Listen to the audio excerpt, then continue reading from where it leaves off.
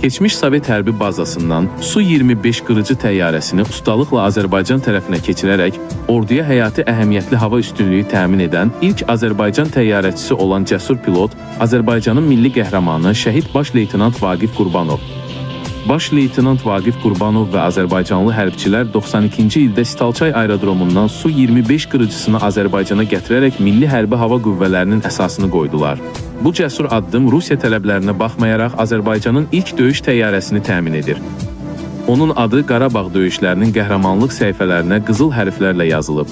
Vaqif Qurbanov Su-25 ilə hər uçuşunda düşmən mövqelərinə endirdiyi hər bir dəqiq zərbə ilə sadəcə vətən sevgisini deyil, həm də sarsılmaz cəsarətini və peşəkarlığını sübut edirdi. Qəhrəman pilotun şücaətlə dolu uçuşu 92-ci ilin iyul ayında başa çatdı. Növbəti döyüş tapşırığını yerinə yetirərkən onun idarə etdiyi təyyarə düşmənin Şilka zenit sistemi tərəfindən hədəf alındı və vuruldu.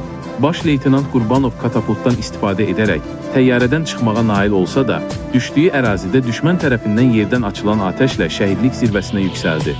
Baş leytenant Vaqif Qurbanovun misilsiz xidmətləri və böyük qəhrəmanlığı şəhadətindən 33 il sonra 2025-ci ildə Azərbaycanın milli qəhrəmanı adı ilə əbədiləşdirildi. Onun ruhu və adı vətənimizin səmalarında əbədi yaşayır.